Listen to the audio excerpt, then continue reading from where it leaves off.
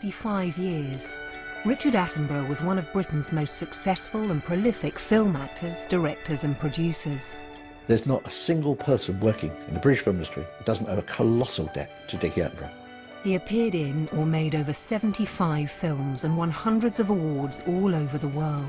He's given me some of the most sage advice of anyone, and it's advice without agenda. As a champion of the arts, he infiltrated the British establishment. Here's the man who could talk to presidents, prime ministers, and any celebrity, call them darling, no matter who they were. But behind his immaculate suit, the trademark gap-toothed laugh and the ever-present theatrical tears, Attenborough was always searching for his parents' approval. It was an academic family, and he was not an academic. It was also his parents that gave him his lifelong commitment to social justice. They believed passionately that it was no use whatsoever offering sympathy. What you had to do was to do something about it.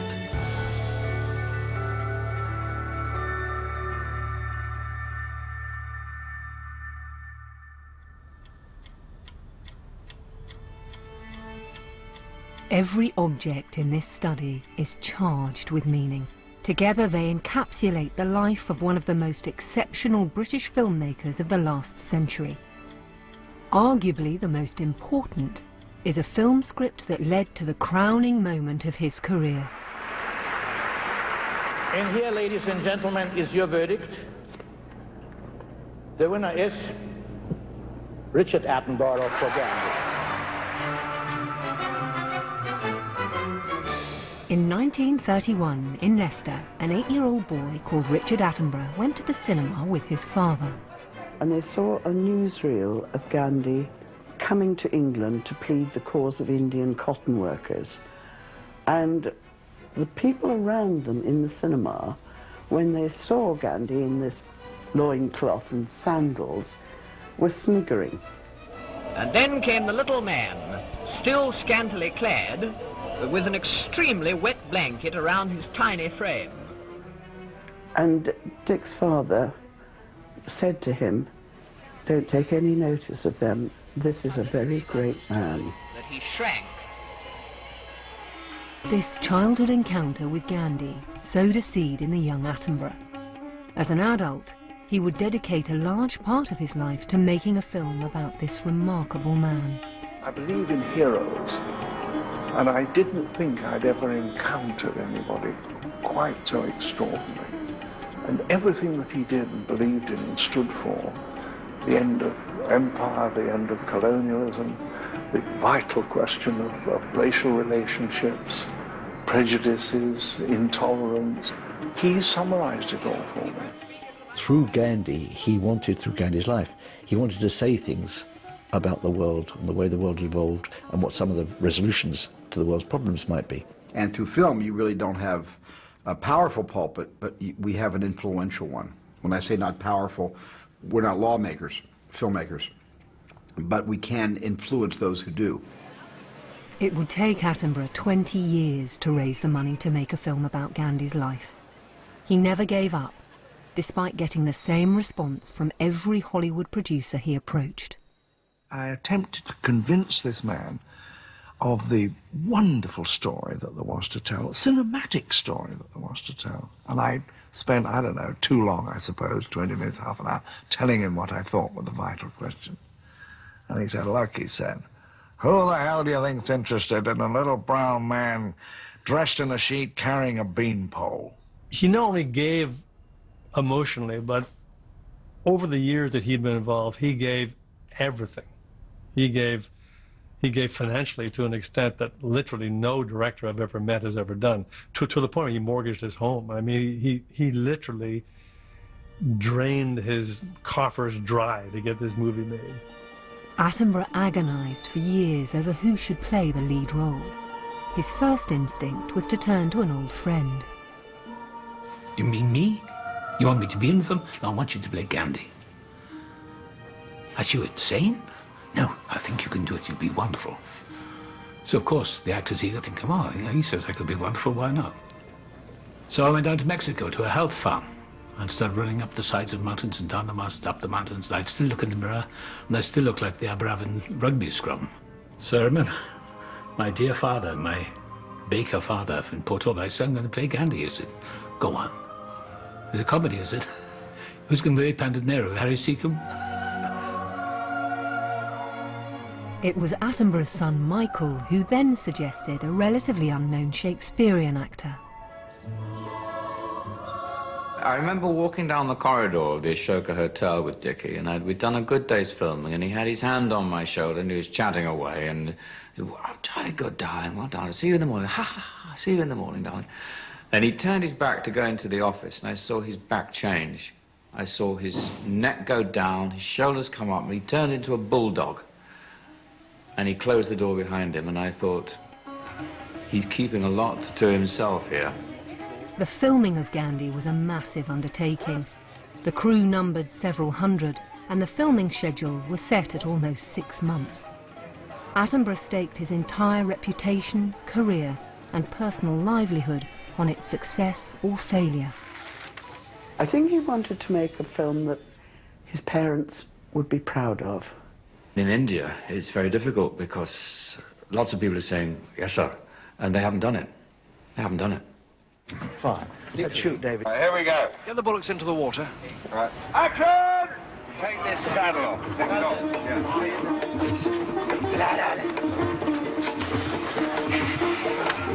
So I've got the roadblocks and all these people.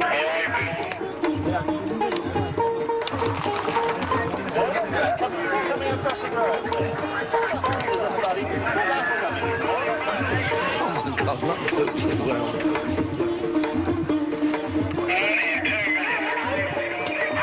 Darlings, do we have, darling, clearance from the ministry? Yes, Dickie. Darling, do we have clearance? Yes, Dickie. Do we have clearance? No. Thank you, darling.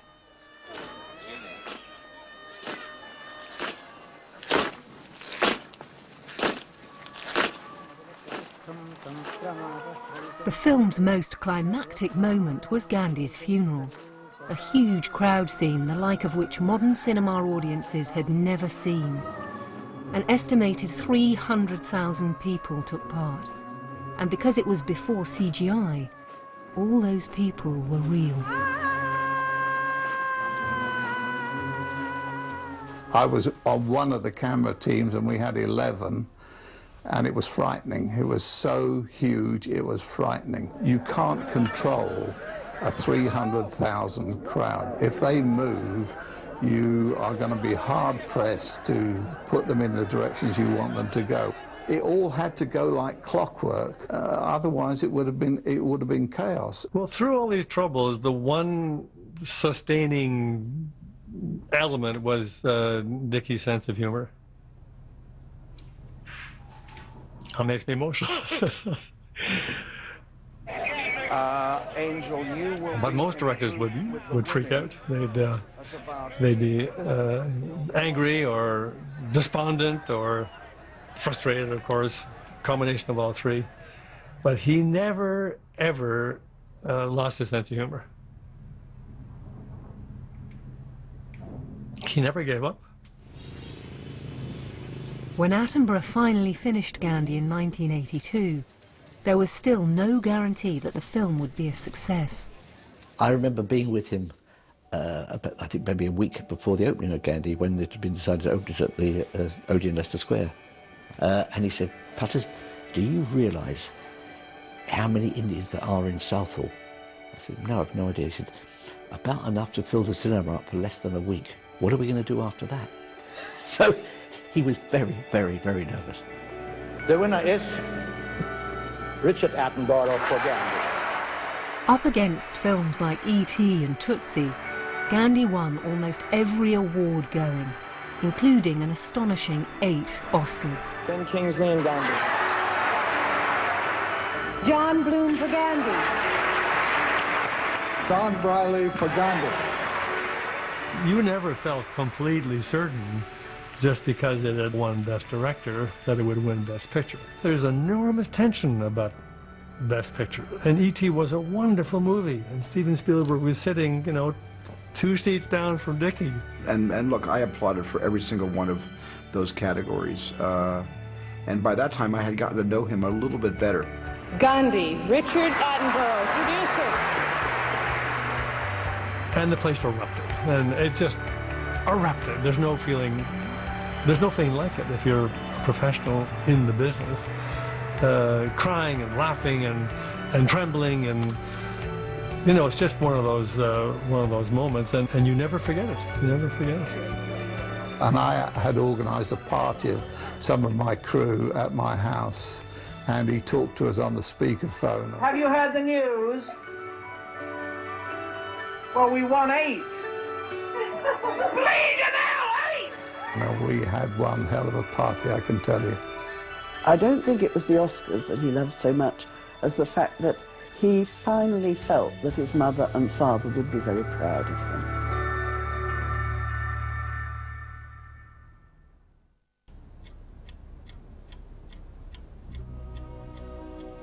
Before he became a director, Richard Attenborough was one of this country's most prolific and successful screen actors.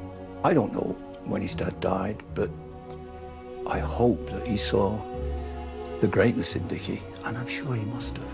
He must have. Although born in Cambridge, Richard Attenborough spent his formative years in Leicester. His father was an academic and the principal of the city's college.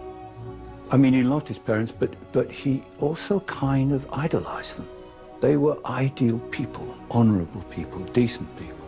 Both of Attenborough's parents were active in left-wing politics and campaigned for liberal causes.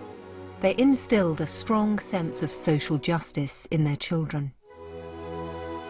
And they believed passionately that if you had a conviction, or if you witnessed particular circumstances, it was no use whatsoever offering sympathy. What you had to do was to do something about it. He was somehow seeking his parents' approval for much of his early life. His father was a sterner presence. His mother was the one who encouraged the acting. The problem for the young Richard was that although he wanted to be an actor, his academic parents expected him to go to university. Yes, it was during the war, and I really wasn't doing anything like the amount of work that I ought to do at school, and finally my parents said, well, now look, we better sort this thing out once and for all. No, it's true, Dave, it's true. But the fact of the matter, Dick, excuse me, and I must tell a bit of this story. The point was, Dick was failing with impressive regularity every exam in the book. And Mother and Father put their heads together and said, well, the only way to fix this lad and get rid of this ridiculous fixation on the stage is to put him in for the stiffest scholarship there is, which he will never get. And the whole plan went out of the window, of course, because he got the scholarship. And it was an academic family, and he was not an academic. So you can say two things. He felt a failure, or you could say another thing, that he thought, bugger them, I'm going my way. Attenborough joined the Royal Academy of Dramatic Art in 1941 and would later become its president, helping to raise millions of pounds to give young, aspiring actors the same opportunities he had. For my generation, Richard Attenborough is relevant in the same way that Marlon Brando is relevant to young actors in America, because he changed acting, I think. He changed the tradition and style of cinematic and contemporary acting in modern America. In a comparable sense, I think Richard Attenborough has been that for young British actors. I think that because of everything else he's done, that Dickie Attenborough's achievements as an actor tend to be overlooked or underestimated. He's done some extraordinary performances, from the first one, In Which We Serve, where he was this cowardly boy in the Navy, he did it brilliantly. And then he was Pinky in Brighton Rock, from Graham Greene's novel, and where Graham Greene said that he, I think the word used, he epitomised evil. It was an extraordinary performance. In the film, Attenborough played a psychotic and brutal gang leader. Come on, Dad. You don't want me to do it first, do you? In front of you. No, Vicky, no. You stay here, I'll take a walk. By the early 1950s, Attenborough had become a British matinee idol. But just acting was never enough. He was always on the lookout for difficult and challenging roles, and especially those that had a bigger message. We so associate the public mind with his gregarious and generous industry and his capacity to be emotional at public events and his heart, which can make us forget that in Seance on a Wet Afternoon or in 10 Rillington Place, you have performances that I would describe as being from the English method school. It's a genuinely disturbing performance. Right down? Yes, just lie down and relax. Attenborough's appearance as the serial killer John Christie, an unsympathetic and risky part for any star to play, was motivated by his passionate opposition to the reintroduction of the death penalty and the fact that the wrong man had been convicted and hanged for Christie's brutal crimes. That's a good girl. Now, just a little whiff of the gas. You've had gas before at the dentist, have you? Well, I have a round, pudgy face, you know, and I'm not all that tall, and I lose hair fairly rapidly, and I'm not really a leading man. In the middle 50s, I was typecast, and somehow or other, I had to persuade people to let me get out of this. Attenborough wanted to make his own films about the subjects for which he cared deeply. So with a close friend, he set up his own production company, Beaver Films, in 1959. I mean, Dickie's a very tenacious character. He's a very optimistic character. I'm a pessimist. So I would be the one who said, oh, I don't think we could do that. And he would find a way of doing it, of getting the money, for example. Attenborough's determination to go to any lengths meant that he could produce films such as the Oscar-nominated The Angry Silence, a critique of the bullying tactics adopted by some trade unions in the 1950s. You don't have to worry about not talking to me. I don't want you to talk to me, do you hear? Attenborough took the controversial lead role himself of a worker ostracised by his workmates for refusing to join a strike. From my family. Just stay away from us! All our films that we did together had a sort of message, so that was considered rather daring in those days. So I suppose in a funny sort of way, Dickie and I were early trailblazers. The plank of belief, I think, he got from his father and mother was doing what was right and what was needed. And what was right and what was needed was never initially to do with you. It was always to do with the other. It might be another person, it might be an animal, it might be a country, it might be an abstract concept like slavery or racism. But you have to do what it's necessary to do. And part of that, if you're a storyteller, is telling the truth. 3 shots for tuppence. It was as a director that Attenborough would have most impact. His first film was the anti-war musical, Oh What a Lovely War, in which he used clever camera tricks to move the action from Brighton Pier to the trenches of Flanders. Squeeze the trigger. That's right. Steady now. Don't blink, lad.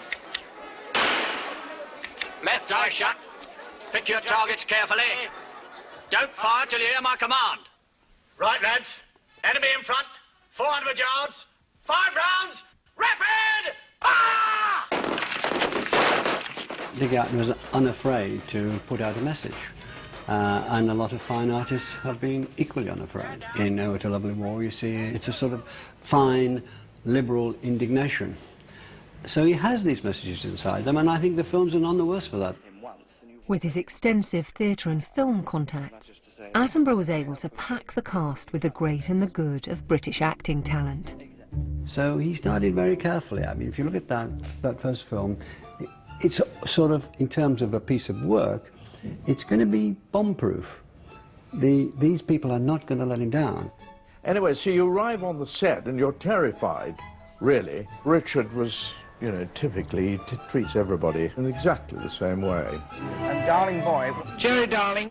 Lovely darling. Darling. Darling. Darling.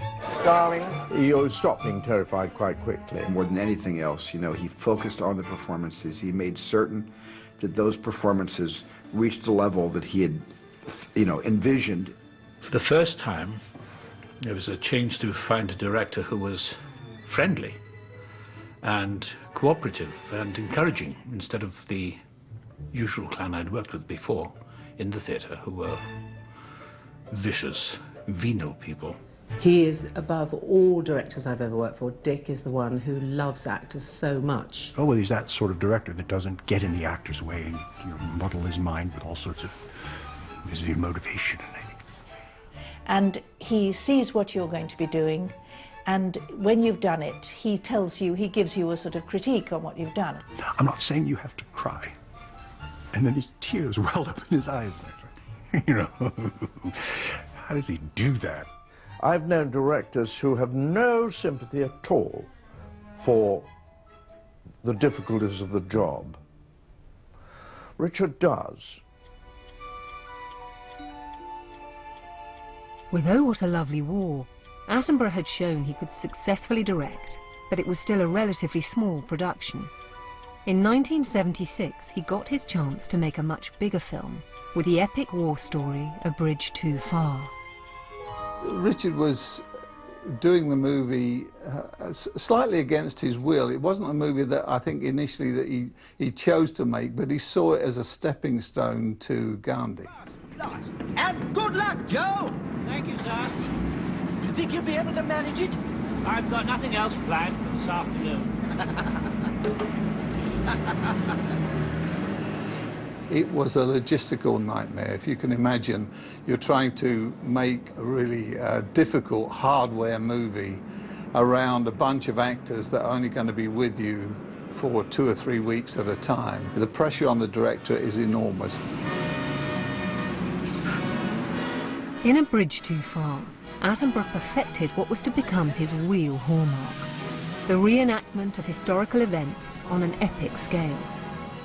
In this case, the disastrous World War II Allied airborne assault on the Nazi-held bridges of Holland. Well, today, if you're going to make a scene where 100 men are jumping out of airplanes and parachutes, you fake it.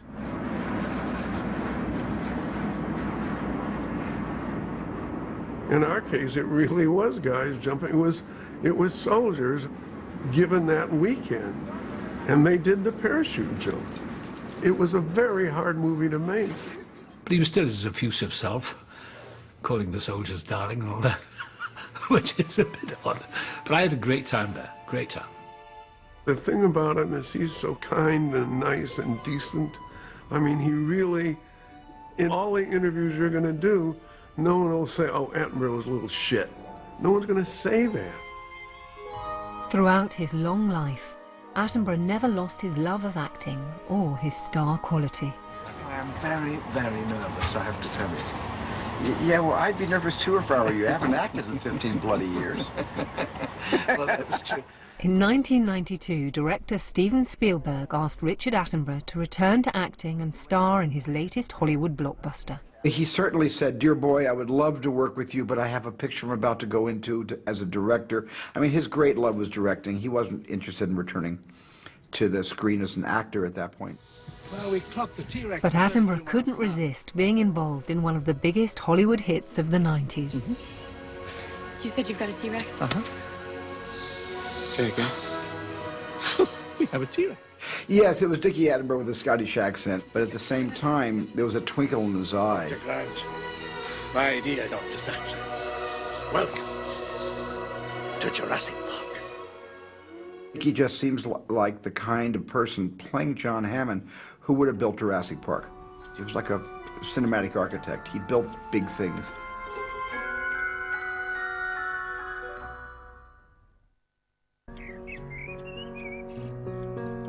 Despite his own remarkable success, Attenborough throughout his life was always trying to do things he felt his parents would approve of. I was a disappointment to my father, whereas Dave, of course, was not. As I say, the academic background, he would love me to have gone to university. He wanted me, desperately wanted me to go to university. But certainly my failure in academic matters, I mean, I really had a very miserable time.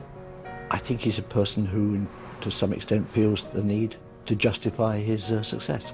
And that, in a sense, each strata of success impelled him to move on and see, well, what did that lead to? What could that mean? Where could that go? It's that, as I say, there's a restlessness and a deep, deep, genuine social conscience. During the Second World War, the Attenborough family adopted 2 young Jewish refugees. Irene and Helga's parents were killed in the Holocaust, and they became like sisters to Richard and his brothers. The effect of having Irene and Helga come into their household made Dick aware of A, politics, B, of racism, and made him aware of a wider world outside this rather cosy university life that they'd led up till then. He became politicized because these 2 girls came to their house. In 1987, Attenborough released a film that was inspired by the brutal death of Steve Biko at the hands of the South African government. Biko was one of the anti-apartheid movement's great heroes. For most Western cinema goers, Cry Freedom was the first time they would see the brutal truth of life in apartheid South Africa.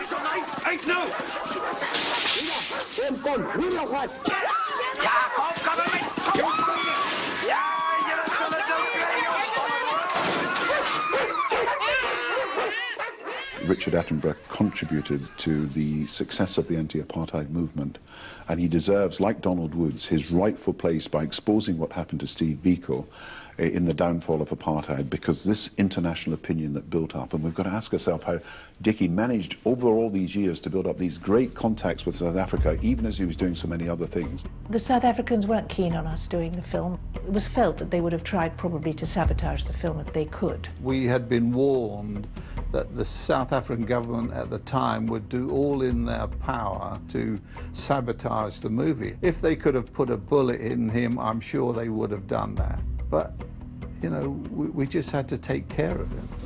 When the film finally opened in South Africa itself, the apartheid government immediately banned it and confiscated all the prints. Yet again, attempts to tell the South African public the truth about apartheid has failed, and I think that is an enormous tragedy. The announcement that Cry Freedom had been banned only hours after the censors had passed it coincided with a bomb blast at a mainly black cinema that was to show the film. They don't want us to see our hero, Steve Biko. We want to see him, we want to know what happened in the past life.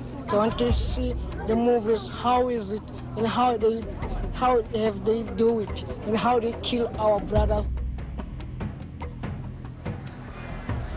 We are here to mourn one of the great men of Africa.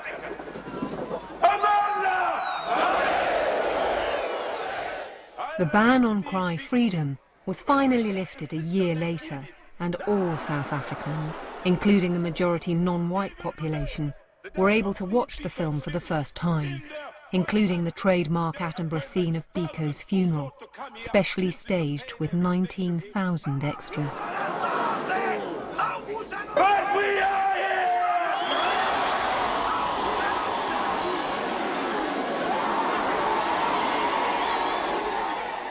Years later, Donald Woods told me how Nelson Mandela had told him how important it was to have made it. It was years afterwards, but I felt more than vindicated. Richard Attenborough's politics are entirely to do with justice.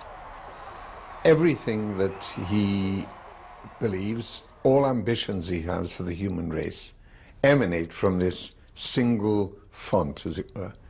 And he applies those values, of course, to everything: justice, equity, fair play, decent conditions for men and women, regardless of their background or indeed their capabilities.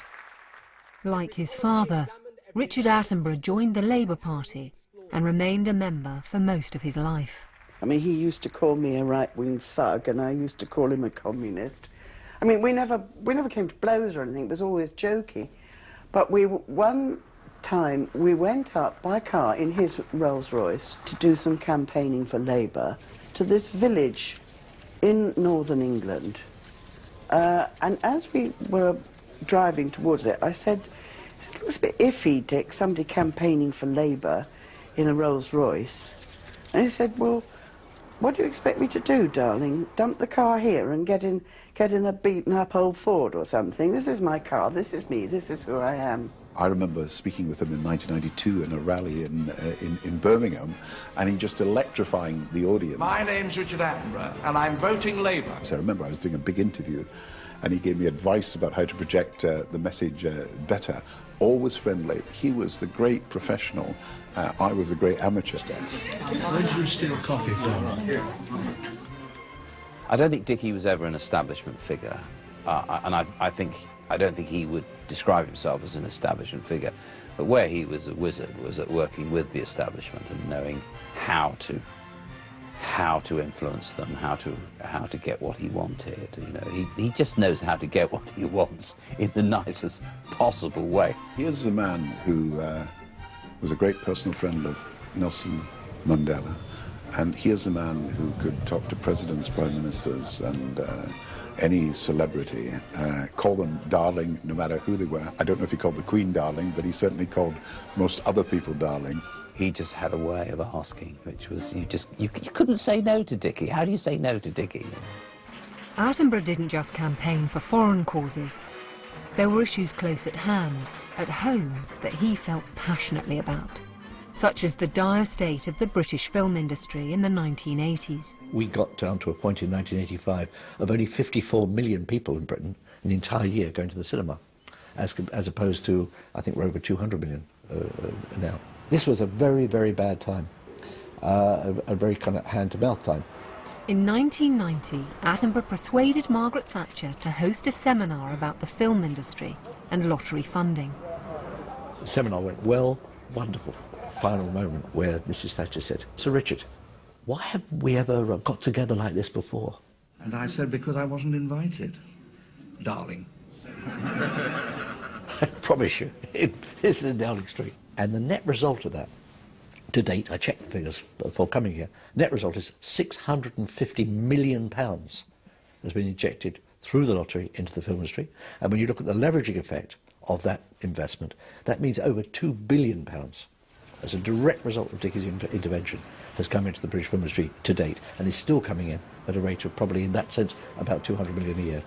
There's not a single person working in the British film industry who doesn't owe a colossal debt to Dickie Attenborough. No, that cannot be true of anyone else working anywhere in the world in any other national film industry.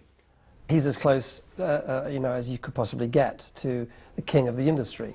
In fact, BAFTA, the Academy, has only ever had 5 presidents, in the last 60 years. 4 have been senior members of the royal family, and then Dickie, the sort of junior royal, if you like. In 1982, when a new and independent television station was launched in the UK, Attenborough was a natural choice as a board member. He later became chairman and was instrumental in appointing its second chief executive, Michael Grade. The key thing about Dickie was that he got Channel 4. He absolutely understood that it was a kind of renegade channel in those days.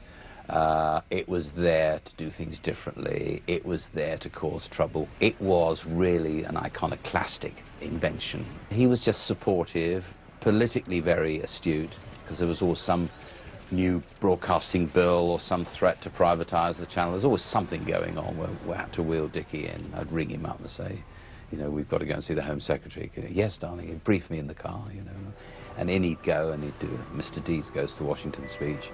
And we'd come out and we'd always win. He was just amazing. Throughout his public life, Attenborough used his fame to help others. I think he was the chair or president of about 15 charities at once, and I mean huge, huge charities. And we'd ring up and go, we just want to talk to you. We've got 2 people who we've seen for this job. One person is this and one person is that, and we'd love to talk about it. And he'll go, okay, can you ring at 10:30, 11? You go, yep, okay, that's fine for you, that's fine for me. And he's doing that for us. He's doing that for 15 other people as well. And he will be doing it with as much care and attention for them as he is for us. In the early 1960s, he was invited as a young film star to go to a hospital in Surrey to open a sort of garden fete. There were some boys there with muscular dystrophy. He then, on the Monday morning, rang the charity's office and said, "This is Richard Attenborough, I've met these boys. I want to do what I can to help. Whatever I can do, I will do it." And that's how it started, just like that. Quite amazing. I would say to him, "Do you have something prepared?" And he'd say, "Oh, no, darling. What would you like me to say?" And 10 minutes later, he would speak for 20 minutes, this amazingly eloquent piece of prose almost that, yeah, he seemingly had done no prep for. He makes everything look effortless. He helped drive research in this country, which will lead to an effective cure, which will lead to an effective treatment. We're almost there. We're not there yet, but he has played a hugely important part in that. And I do remember at the end of my first board meeting, he turned to me and whispered, "I'm so proud of you, darling."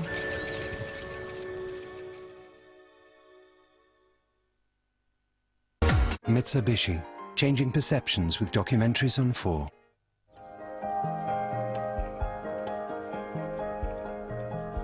You asked me earlier, well, what is it that drives him? I think it's his life force, it's his power of living, it's his generosity with people. To ignore people is the biggest blasphemy of all, and I think that's what is Attenborough's great power. And God bless him, you know. Thank you very much.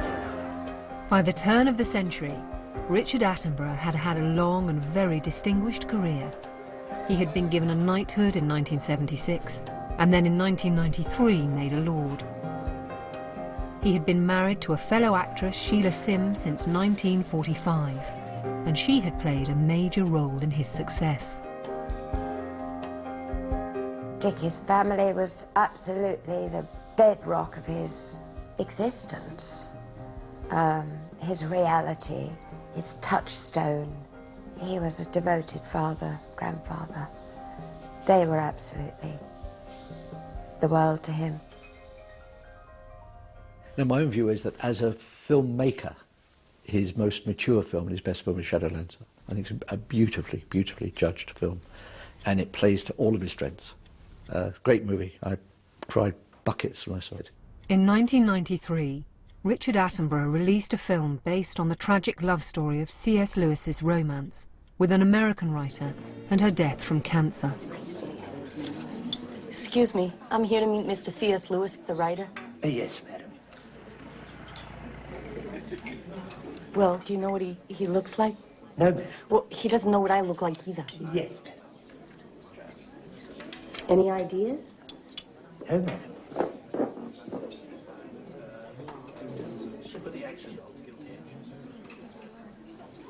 Anybody here called Lewis? I think with Shadowlands, he was touched by something, and as I was, and as I said, I'm not a religious person at all, but he was very emotional, Richard was. The climax of the film is a highly charged scene in which C.S. Lewis and his stepson try to come to terms with the death of his mother. I loved your mother very much. Perhaps I loved her too much. She knew that. And there's a small crew, there's not big crew, because he wanted, this is Attenborough, he wanted quiet, and he had a little talk with Joey, the young boy. And then he came to me, he said, how do you feel? I said, I feel sick. I don't really want to do it. Suddenly, the thought of the impermanence of life got me. I didn't know what it was, so I had to really hold on. And Attenborough said, you ready? I said, yeah, I think so. And I sat on the step, and he said, quiet, please. And the crew went very quiet. He said, and action.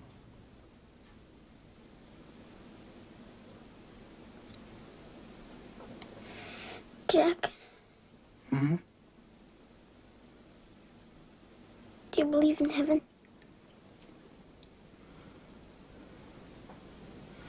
Yes, I do.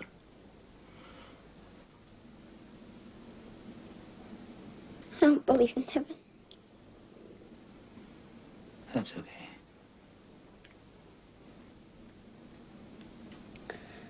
I sure would like to see her again.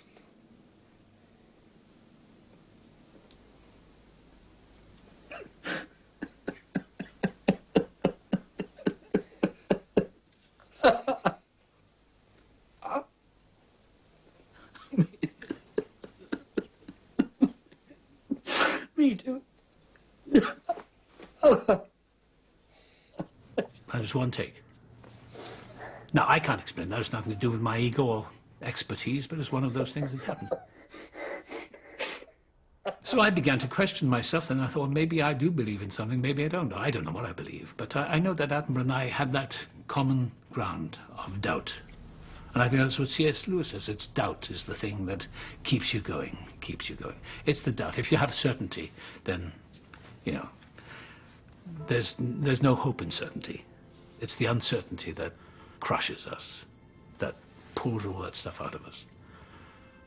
Dick had told me that that Jane and her family were going away for Christmas, and he wasn't quite sure where it was, but he knew it was somewhere a long way away, and it was a beach or something. And I was watching television news on Boxing Day morning and heard or saw that there'd been this earthquake and there was a tsunami racing towards Thailand. The news eventually came through that the Attenborough's eldest daughter Jane, their granddaughter Lucy, and Jane's mother-in-law had been drowned. Another granddaughter, Alice, had been badly injured. The tsunami was a terrible moment. We were here, Nanette and I, and knew nothing about it when they rang and said, could they come around? They didn't know where else to go, and sat in this room and cried their eyes out. I don't think they ever recovered from that. It just blew a hole in him completely. I remember him telling Patsy and I that they found it very difficult to meet as a family because of being aware of the chairs that were missing. And you've got to go to bed at night and say, well, no, Lord, what did I do wrong? What am I paying for? Where's the justice in this?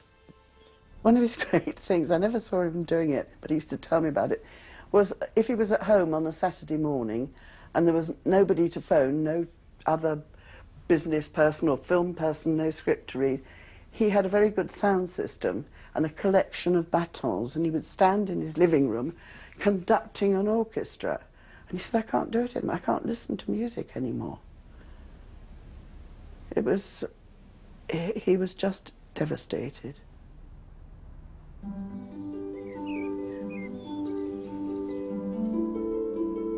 Sheila and I have had our own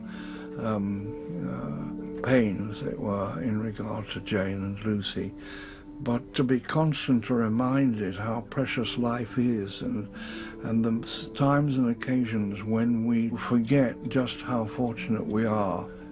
One should be constantly saying, God in heaven, I am so lucky, we are so lucky.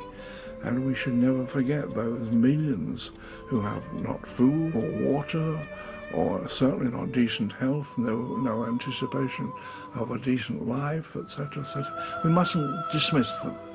After the tragedy of the tsunami, Richard Attenborough only made one more film before a bad fall forced him to retire from public life.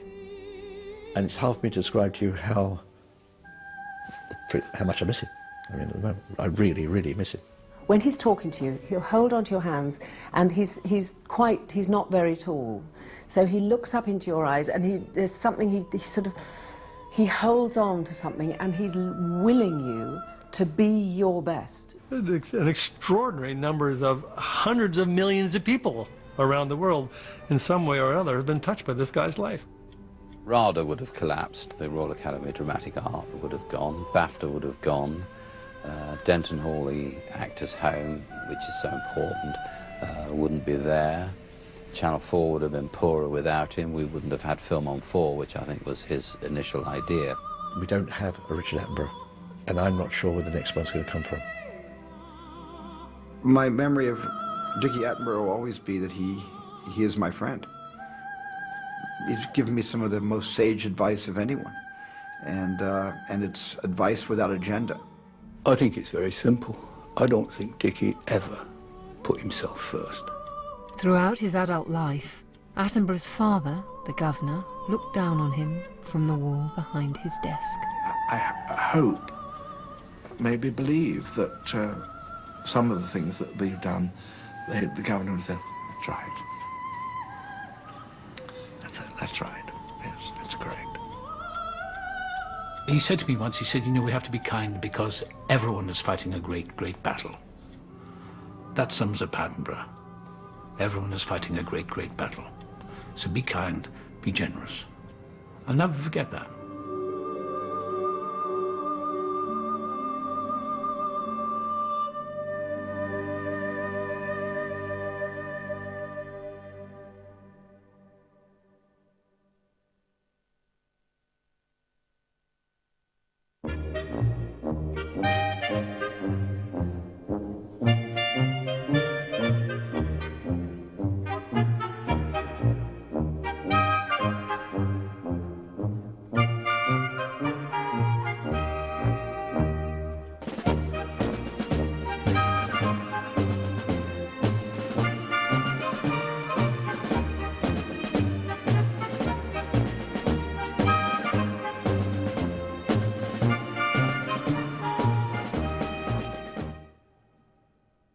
The inimitable